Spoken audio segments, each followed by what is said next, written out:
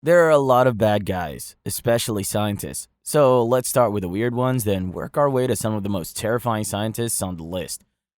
Number 7, Johann Konrad Dippel. Johann is that weird kid in your neighborhood that your mom wants you to play with. Johann was an alchemist from the 16th century, and that should explain everything.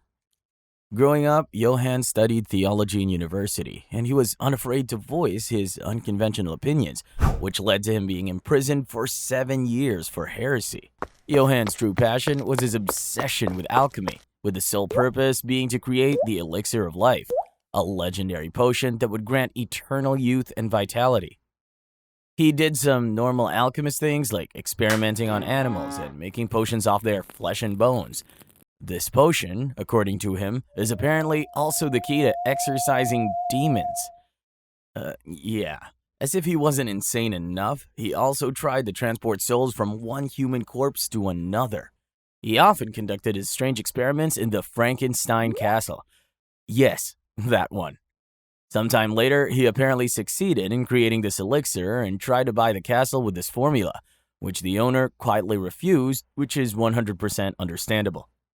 There were also rumors that he started grave robbing to obtain human bodies for his experiments. The town was eventually sick of his shit and rightfully kicked his ass out. Later down the line, he also somehow got banned from entering Sweden and Russia. Number 6, Robert J. White. The surprising thing is that he was a pretty dang normal guy. Growing up, he always had an interest in biology and was praised by his biology high school teacher for dissecting a frog's cranium. I mean, that's a pretty weird thing to compliment a kid on, but moving on. He received his medical degree in his 30s and eventually led on to have 10 children. So, where did things go wrong? Well, one day, he just decides that it's going to be a great idea to start transporting monkey heads to other monkeys. This ended up making monkeys paralyzed from neck down. Later in his career, he even offered this transplant surgery to Stephen Hawking and Christopher Reeve, which, thankfully, they didn't accept. Number 5, Vladimir Demikov, aka Dogman. Vladimir had a rough childhood, losing his father at 3 years old, leaving his single mother to take care of him and his 2 siblings. Growing up, he was always fascinated by Pavlov's experiment with dogs, which might have influenced something related down the line. After graduating university, he became a well-respected Soviet-Russian scientist when he successfully created the first artificial heart. He performed multiple experiments on heart transplants for dogs, aiming to eventually try this successfully on humans. However, his bizarre practices started when he started attempting to conduct experiments on dogs in order to make them have 2 heads. Okay, but how did he go from doing this for the better of humanity to let's start making 2-headed dogs?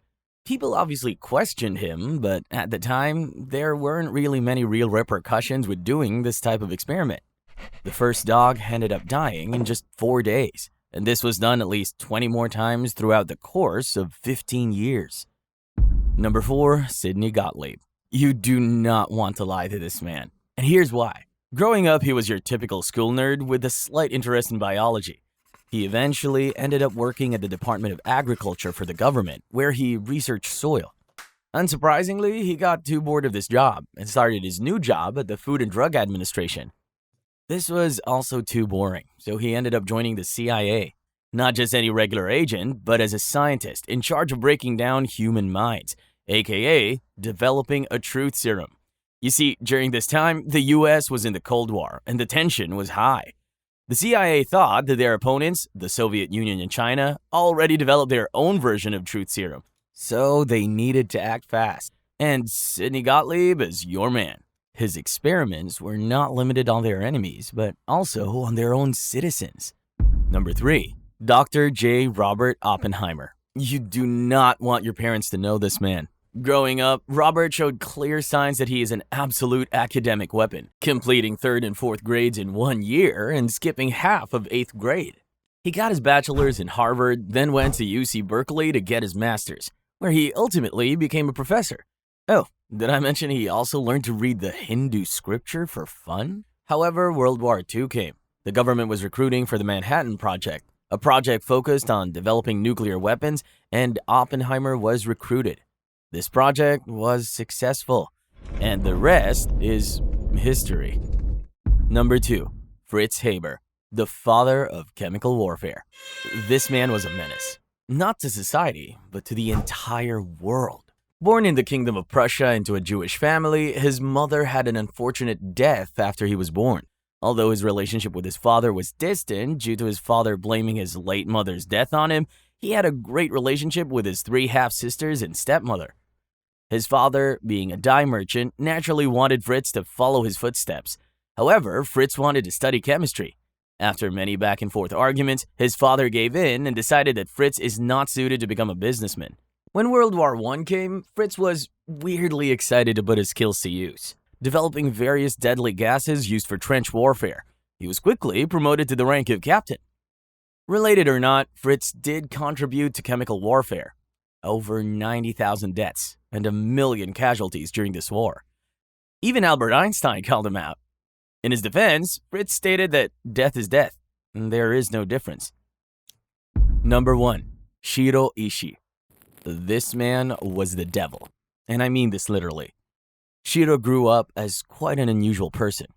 He was born in a wealthy family and was often condemned for being an arrogant person during his time as a student. In his spare time, he picked up a weird hobby in growing bacteria, not to research, but to have as a companion.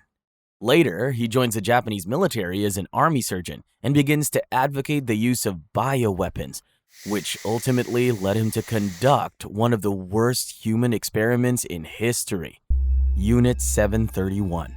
He did terrible things that might get me terminated on YouTube if I talk about it, so TLDR, his experiments were the cause of the deaths of over 10,000 people, and also had a hobby to test his weapons on local villages during World War II. His experiments were so vile that even the Prime Minister of Japan could not bear to watch his video. At the end of the war, Shiro and the rest of the scientists struck a sneaky deal with the US. In exchange for some juicy data from his experiments, all their war crimes were dropped, and he ended up living a pretty normal life afterwards, until he one day died of throat cancer. But that's all for today. I hope you don't get nightmares after this video, because I certainly will. See ya!